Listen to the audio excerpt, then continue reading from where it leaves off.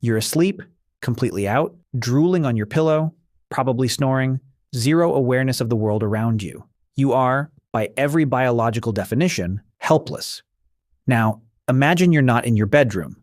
You're in a tent, a thin piece of nylon, like embarrassingly thin, separating you from a forest full of animals that could absolutely end you if they felt like it. Lions, bears, wolves, leopards, creatures that can hear your heartbeat from across a clearing, smell you from a mile away, and see perfectly in the dark while you're just lying there with your eyes closed. And yet, you wake up in the morning every single time. Why? Seriously, think about this for a second. A sleeping human is just meat, slow meat, quiet meat. Meat that can't fight back, can't run, can barely even register that something's happening until it's already happening. You'd think predators would be circling campsites every night like some kind of all-you-can-eat buffet, but they're not. They almost never are. And the reason they're not, it's not one thing. It's never just one thing. There are several layered explanations, each one more fascinating than the last, and together they paint this picture of a strange, invisible agreement between humans and the wild. An agreement that goes back further than civilization, further than agriculture, further than anything we normally think of as human history. This goes deep. Let's go. Start with the thing that sounds like an ego trip, but is actually just biology. You are terrifying. Not you specifically. You, right now, watching or reading this, are probably fine, normal, not particularly scary. But humans as a species, to predators, we are genuinely, deeply, evolutionarily frightening. Not in a way that's obvious from looking at us. We don't have claws, we're not fast, we're not particularly strong for our size. We can't even see well in the dark. On paper, we're kind of a disaster as an animal. And yet a study published in 2019 by researchers at UC Santa Cruz found something remarkable. They played audio recordings of human voices near mountain lions, also called pumas or cougars, in the Santa Cruz Mountains in California. Normal human voices, people just talking, and the pumas fled. They fled at the same rate they fled from the sound of dogs barking, and in many cases even faster. These are animals that take down full-grown deer like it's nothing. Animals that can drag a kill up a steep hill. Animals that are objectively absolute units of predatory efficiency. And they heard a podcast and ran. That wasn't a one-off result. The same research showed that pumas abandoned food they'd already killed, food they were in the process of eating when they heard human voices nearby. They left their meal on the ground and moved away from the sound. From a survival standpoint, that's an enormous cost. A predator giving up a kill is basically working for free. The calories burned to make that kill don't get replenished. And they still did it because the discomfort of being near humans outweighed the cost of hunger. That result confirmed something biologists had been noticing across multiple continents and multiple species for a long time. Lions in Africa's Kruger National Park reduced their movement in areas with higher human activity.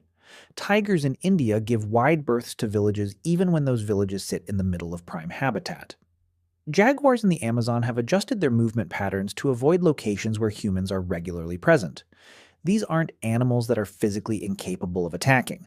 They're animals that have decided, at a species level, over thousands of generations, that being near us isn't worth it. And the reason for that is one of the most brutal facts in natural history. We have been hunting and killing large predators for so long and so effectively that we have literally shaped their genetics.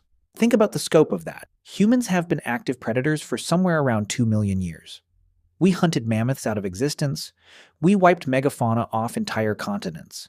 Giant sloths, woolly rhinos, saber-toothed cats, cave bears. Species that had survived ice ages vanished within thousands of years of humans arriving in their territories. In North America, we hunted wolves to near extinction across the entire continental landmass. We eliminated mountain lions from the entire eastern half of the continent. We shot, trapped, and poisoned predators so systematically and for so long that the ones alive today are descended from the animals that were most careful around us. That's not a metaphor. That's natural selection.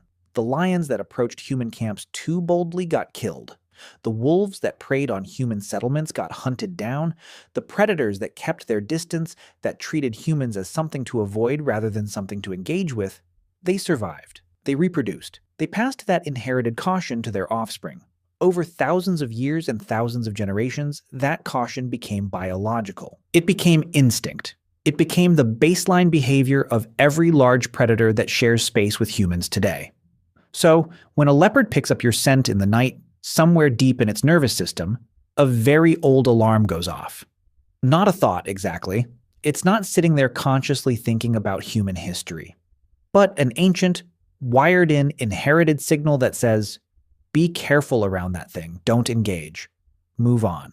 That alarm has been passed down from every ancestor of that leopard that survived a close encounter with humans. It's a biological memory, and it runs deep. Now, let's talk about your smell. You've probably never really thought about how you smell because you're surrounded by other humans all the time, and you've normalized it completely. But to a predator operating with a nose that's anywhere from 10 times to 100,000 times more sensitive than yours, depending on the species, you are broadcasting an enormous, detailed, and deeply strange chemical signal. Bears have a sense of smell estimated to be about 7 times stronger than a bloodhound's. Wolves can detect scents from nearly 2 miles away under the right conditions. Big cats have a specialized organ in the roof of their mouths, the Jacobson's organ, that essentially lets them taste the air and analyze chemical information at a level we can barely imagine. When these animals encounter a sleeping human, they are receiving a flood of olfactory data. And a lot of that data is just wrong. You smell wrong. You smell like synthetic fabrics like nylon and polyester and whatever chemicals were used in the manufacturing process. You smell like processed food, the meal you ate hours ago, the snacks in your bag. You smell like soap and shampoo and sunscreen and insect repellent. A cocktail of artificial compounds that has no analog anywhere in the natural world.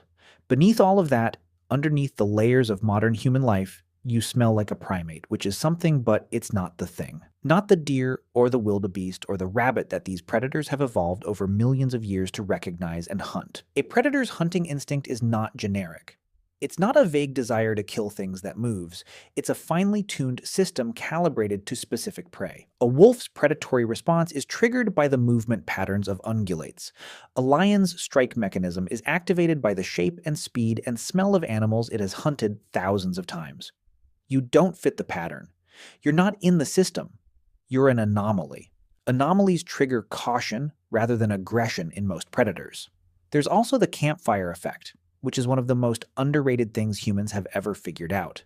Fire is one of the only stimuli that produces a near-universal fear response across virtually all land animals. It's not a learned behavior. It's not something animals figure out from experience. It's innate. It's ancient. Animals that were afraid of fire in the wild survived wildfires by running. Animals that weren't afraid of fire didn't. The fear is so deeply embedded that laboratory-raised animals who have never been near fire in their lives will show avoidance behavior at the smell of smoke. It goes that deep into the evolutionary code.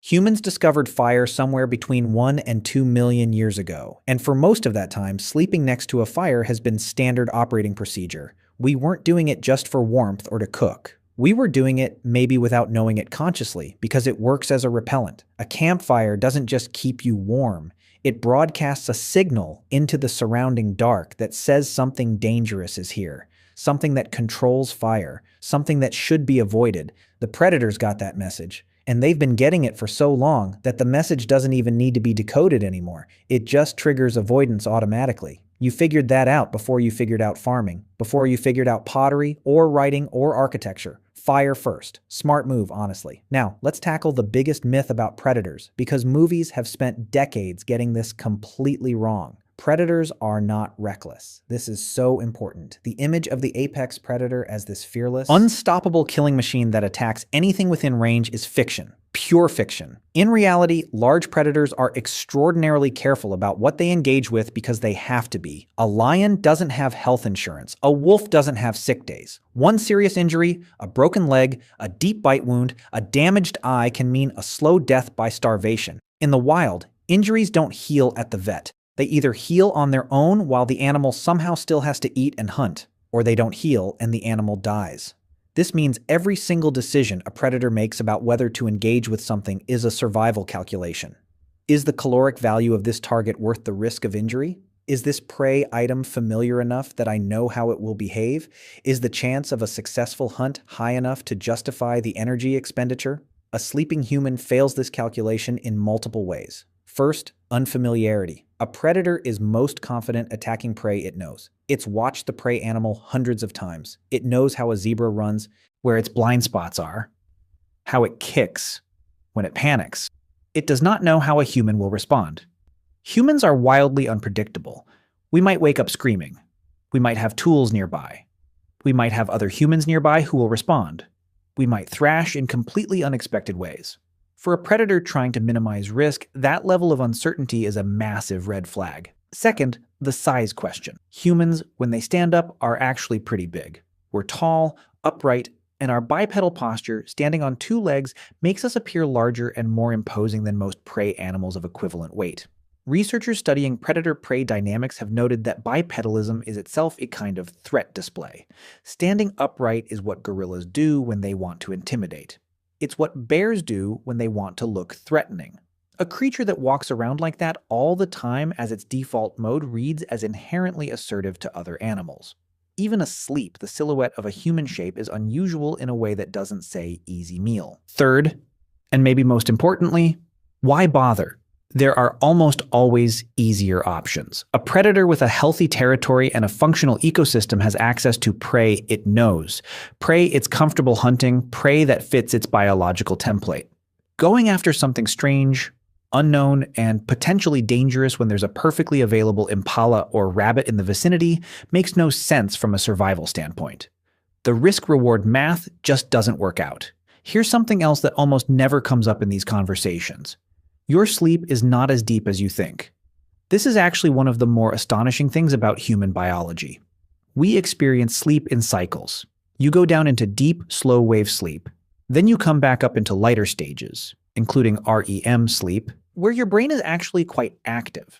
And during those lighter stages, researchers have found that your brain remains surprisingly responsive to the environment around you. External sounds still get processed. Unfamiliar noises are more likely to break through into awareness than familiar ones. Scientists call this the sentinel function of sleep. The idea is that even while resting, animals, including humans, maintain a partial watch on the environment. Your brain during light sleep stages is still filtering sensory input and flagging things that seem unusual or threatening. A twig snapping loudly nearby, the sound of a large animal moving through brush, a change in the air pressure and smell that comes with something large approaching. These things can pull you toward waking faster than you might expect. This is not an accident. The humans in our evolutionary history who slept too deeply, who were completely unresponsive to nighttime threats, were more likely to not wake up at all. The lighter sleepers, the ones who could go from asleep to on their feet in seconds, were the ones who survived and reproduced.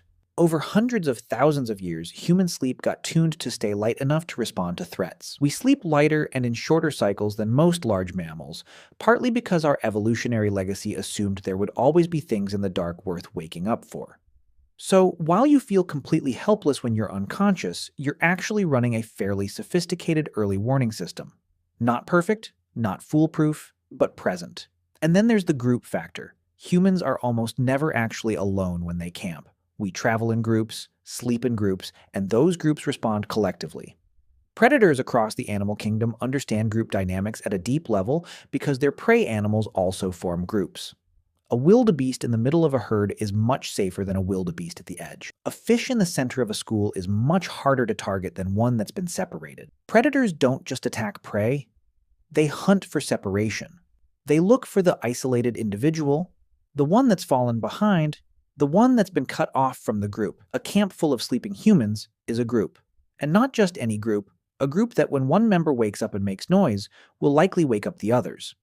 That collective response is deeply unappealing to a predator trying to make a clean, low-risk kill. The risk of a hunt going wrong, of turning into a chaotic group defense situation, is exactly the kind of thing predators are evolved to avoid. Now, let's be honest about something because this video would be irresponsible if it wasn't. None of this means you're untouchable. The attacks that do happen, and they do happen, follow a consistent pattern. They almost always involve circumstances that have broken the normal rules. A predator that's injured and can't hunt its normal prey. A predator that's starving because its habitat has been destroyed and its usual food sources are gone. A predator that's had so much contact with humans that it's lost its inherited wariness. This happens disturbingly fast when animals are fed by tourists or come to associate human presence with food rather than danger. Or a predator that's simply old and desperate, past its physical prime, unable to catch the prey it used to hunt. The lions of Tsavo in Kenya are the most famous example. In 1898, two male lions attacked and killed somewhere between 35 and 135 railway workers over about 9 months. The historical records disagree on the number, and the legend grew in the retelling. But what's often left out is that these were unusual lions. Both were maneless, which is atypical. One had severe dental damage that likely made its normal prey much harder to hunt. These weren't representative of lion behavior. They were exceptions created by exceptional circumstances. The Champawat tiger, responsible for an estimated 436 deaths in India and Nepal in the early 1900s, was later found by the hunter Jim Corbett to have been shot in the mouth at some earlier point, shattering 2 of its canine teeth. It could no longer hunt its natural prey effectively. It had been pushed by injury and then by habitat encroachment into hunting the only prey that was consistently available and physically manageable. The pattern repeats across almost every documented case of large predator attacks on humans in camp or at rest. Something broke. The normal calculation changed.